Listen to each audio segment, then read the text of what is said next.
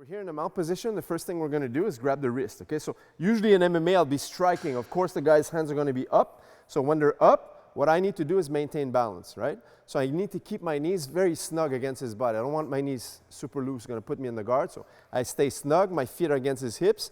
And now, when his forearm's against his chest like this, I'm going to go seize the arm so it stays exactly where it is. So I'm going to grab it here, right? So I grab the wrist so it doesn't move his elbow. Now, the other one's going to go palm down like this towards his wrist. And now I could seize everything here. Now my hand's going to go inside. So, of course, the guy's going to resist when he extends his arm. That creates that space to put my arm inside his wrist. I go 1. And now watch. I figure 4. Figure 4 means I grab my own wrist. And now I align his elbow against my stomach. Now watch what's going to happen with my fingers. I'm going to go 1. And I go towards him, but I lean forward. See? Boom. And as I lean forward, the more I lean, the more pressure against the wrist. That's going to be the first one. It's going to be a quick wrist lock. So I'm going to come right to here. He's going to extend. That creates the space to come inside and grab your own wrist. Bring the elbow against your stomach. And now this hand goes just on top of the wrist. Watch. You're going to bend this way.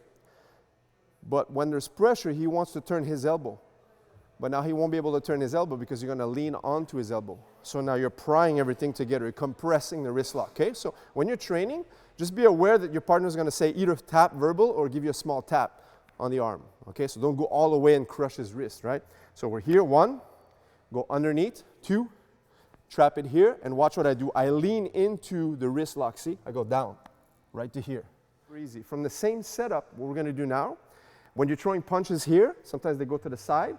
You can also go elbows. The arm's always going to go in front of the face. Okay? So again, I'm going to trap here. Same setup. 1.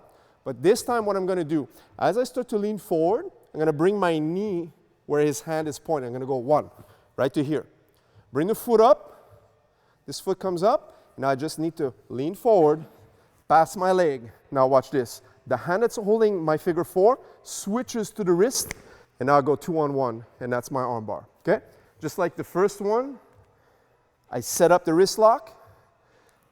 You go for it, maybe the guy's resisting, where it's very flexible. Now what I'm going to do is I'm going to bring my knee right next to his head. I'm going to go 1, right to here. Bring the other foot up, lean forward, so he doesn't escape his arm. Pass your foot. See, I'm here. Wrist lock is still locked in, but at the last second, I switch my grip. Now I go for the arm bar. Okay? This is super annoying. Every time we're here, people are going to do this to try to annoy you and to set up some escapes.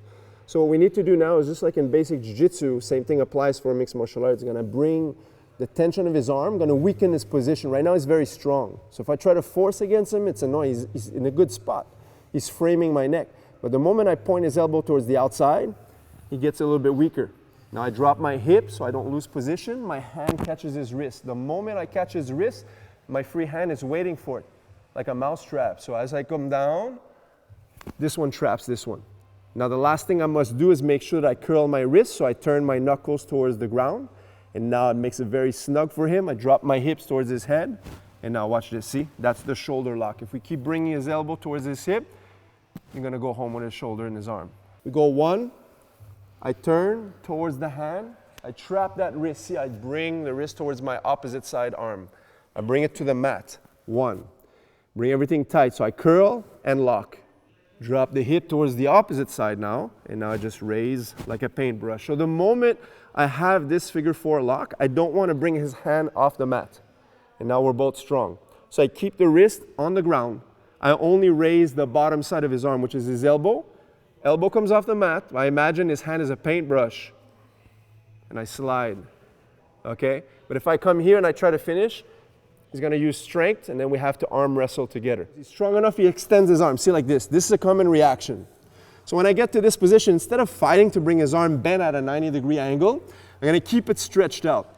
But now, I'm going to bring his arm exactly where he wants to go. Instead of fighting with him, I'm going to guide him. I'm going to lean towards his head, but now, see, I readjust this grip. See how I was holding towards the ground? I readjust, and I bring his pinky towards the ground now. And now all I need to do is press, but raise my elbow instead of his to finish the elbow lock here. You guys saw that? Okay, so one more time. I was going for the first lock. The guy was fast and strong, so I start to lose position. So now it's hard because his arm is outstretched. So what I'm going to do is readjust my body position so he doesn't push me off of him. Re-angle his arm. And now I push, but I pull with the opposite side. See, like this, like a lever. His hand is in a 90, but it's now pointing towards his legs. So now, from this position here, I'm just going to let go his head and trap right to here. Okay? Sometimes his hand is already on the ground. That's even better. But most of the time, he's going to be more here, like defending, setting up maybe to escape, protecting his arm. So by bringing the arm here, he can't bring it back up. So I'm framing his arm. Now I'm going to lean to the opposite side, facing his wrist. I grab the wrist. I grab my own wrist. And now my elbow goes to the ground. Now I'm in the same position as the first lock, but instead of upwards, it's downwards. So this is called a kimura. Now from this position, I do the same thing. I curl my knuckles towards the ground. Now I lean towards his legs this time, but I'm going to bring my knee by crawling my legs towards his forehead. And now I can raise him off the mat, see? Doesn't take much from here. Why do I bring my leg? Is because if I stay on my knees and I start to crank, all I'm doing is pushing against the ground. And what's going to happen to relieve tension, he's going to start to sit up. See, he's going to sit up and I can't finish the submission hold. When I lean up and I bring my leg over his head, see, I crawl. Now when he tries to sit up, I'm pushing with my knee so he can't sit up, see? Now it aggravates the tension on his shoulder joint. Okay? And you also have something on this side, but we're not going to talk about that right now. So I was here, I framed, I grabbed the wrist, trap my own wrist, bring my elbow to the ground.